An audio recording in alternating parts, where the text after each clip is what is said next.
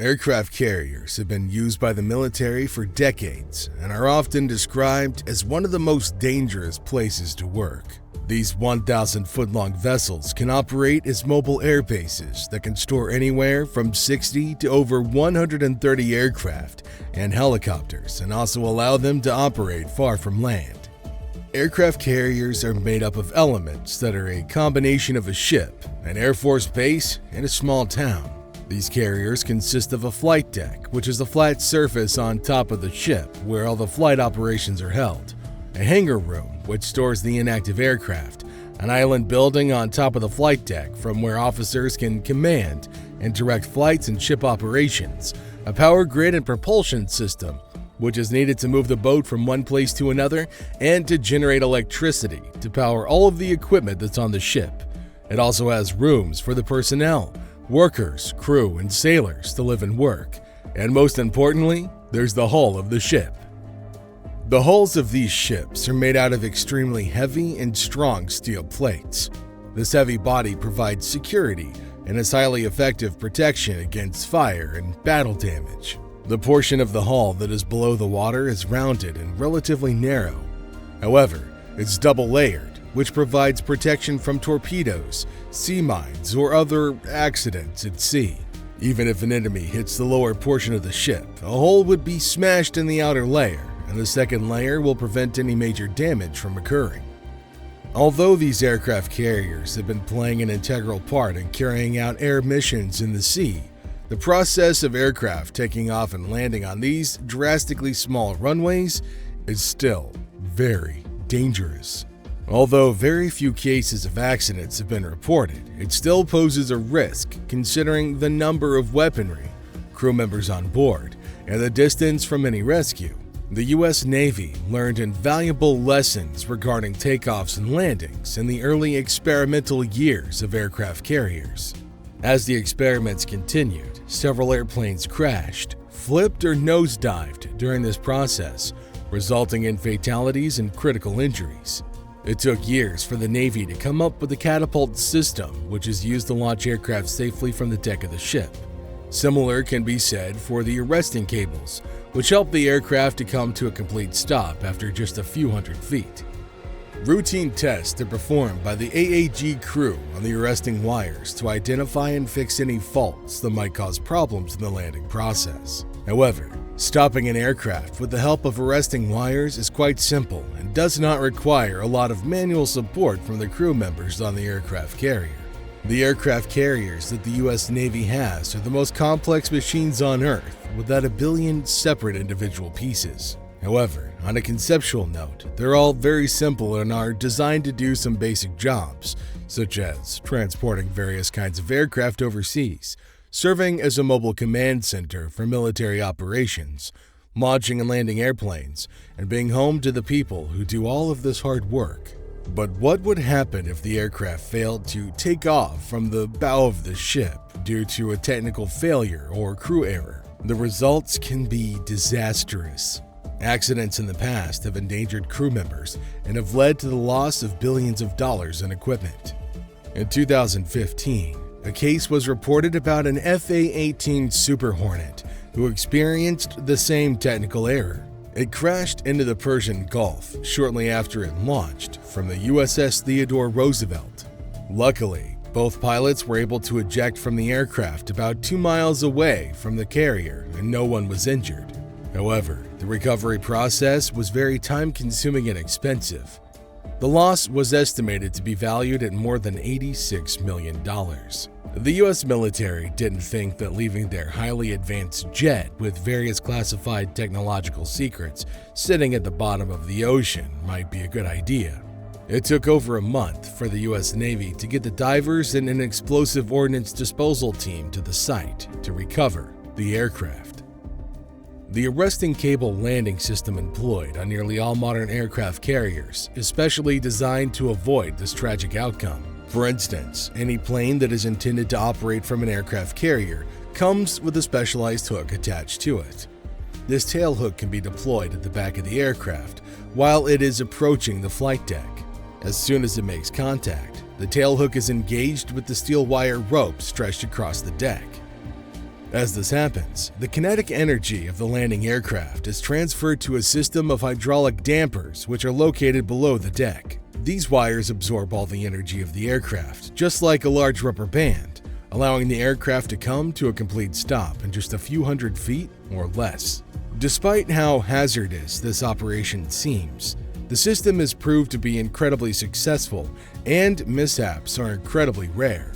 And it's all thanks to the excellent coordination between the pilot's tower and flight deck crews.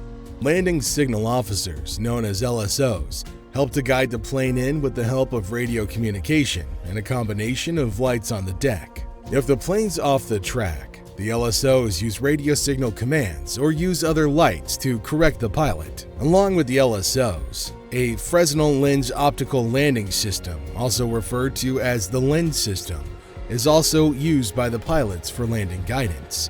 The lens comprises a series of lights and Fresnel lenses which are mounted on gyroscopically stabilized platforms. The lenses focus the light into a series of narrow beams that are then directed into the sky at different angles. Depending on the plane's angle of approach, the pilot will see different lights. If the plane is precisely on target, the pilot will see an amber shade of light in line with a row of green lights. If the plane's angle of approach is too high, the amber light will appear above the row of green lights. Similarly, if the angle of approach of the plane is too low, the amber light will appear below the green lights. Furthermore, if the angle of approach of the airplane is extremely low, the pilot will see red lights. As soon as the plane's landing gear hits the deck, the pilot pushes the engine to its full power instead of slowing it down. This is done to bring the plane to a complete stop. This may seem confusing, but if the tailhook fails to catch any of the arresting wires, the plane needs to be running so it has the speed and power to take off again and come back for another pass.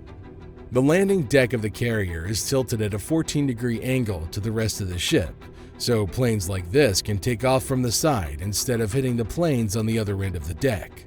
As the aircraft lands, it's pulled out of the landing strip and is chained down to the side of the flight deck. The aircraft which are not in use and are inactive are always tightly secured to keep them from bouncing or sliding back and forth around the deck. The crew on the flight deck have to be prepared and ready to face a wide range of unexpected events, including raging aircraft fires. During the takeoff or recovery procedures, the crew has plenty of safe equipment ready. Among other things, the flight deck consists of a small fire truck and nozzles, which lead water tanks and aqueous film-forming foam, also used as an advanced fire extinguishing material. The personnel on the flight deck also face the risk of a jet engine blowing them over. Safety nets are put around the sides of the flight deck, which offer protection, but for extra safety, personnel are equipped with float coats. These are self-inflating jackets with flashing series of distress lights which are activated when made contact with water. Flight deck personnel also wear very heavy-duty helmets that are known as cranials, which protect their head and protect their hearing. There are a number of control centers located below the deck, including the CAT-CC, or Carrier Air Traffic Center, which has taken up the space of several rooms on the galley deck. The Carrier Air Traffic Control Center is filled with all sorts of radar equipment, which the controllers make use of to keep track of the aircraft and the area as a whole. Next to the Carrier Air Traffic Control Center is the Combat Direction Center, or CDC. It's the Ship Battle Command Center. The CDC has the primary responsibility to process the incoming intel and information on enemy targets in order to keep the commanding officer fully aware and informed about the entire situation. In the high-stakes world of aircraft carriers, even the slightest mishap during takeoffs can lead to catastrophic outcomes. Though such incidents are infrequent, the potential dangers are immense, considering the armament, crew members present, and the remoteness from immediate aid. Early in their development, the U.S. Navy faced harrowing lessons as experimental takeoffs and landings resulted in tragic crashes, flips, and nosedives, leading to loss of life and severe injuries. It took the Navy years to devise the catapult system, ensuring the safe launch of aircraft from the deck. Similarly, perfecting arresting cables became crucial, enabling planes to halt in just a few hundred feet. In early times, naval engineers had problems when it came to helping a plane take off from an aircraft carrier. The average runway, or even the largest ship, was still too small for even the lightest planes to take off. The solution to this problem was to develop a catapult system. First introduced in the World War II era, these assisted in boosting the plane's takeoff speed to 170 miles per hour, giving them the best chance of remaining airborne upon reaching the end of the deck. The planes are required to be under power already, and for this, they'll operate the engines as they're flying while remaining locked in one place. Aircraft carriers will deploy massive jet blast shields to deflect the thrust. While being on and running a ship that has thousands of sailors on board, one can't simply pull into a safe harbor whenever they want. In some cases, a boat might be thousands of miles away from any friendly safe harbor or safe zone. This is one of the reasons why the U.S. Navy makes a lot of efforts to prioritize emergency readiness. Crew members often participate in various drills and exercises to prepare themselves for the worst-case scenario. Among the most important are flight deck crash and salvage drills. Within minutes, first responders are required to wear special fire resistance and react as they would when an airplane crashes or malfunctions. The invention of ejection seats has played a very crucial role in reducing the rate of pilot casualties. Since the Korean War era, most military jets have been equipped with a rocket-propelled ejection seat. These seats can remove the pilots of a plane in a split second. Although these devices can be slightly different from one another, they all follow the same basic principle. Upon pressing the ejection button, small explosive charges will first remove or tear the canopy, and after that, the seat itself will be launched dozens of feet into the sky by special rocket packs that are beneath the seat. Moreover, the catapult system used on aircraft carriers isn't a singular design. Rather, there are different variants, such as steam and electromagnetic catapults. Steam catapults, the traditional method, utilize pressurized steam to launch aircraft, while electromagnetic systems use magnetic fields to prepare the planes. The latter, known as EMALS or Electromagnetic Aircraft Launch System, offers advantages in terms of reduced stress on aircraft and the ability to accommodate various aircraft sizes.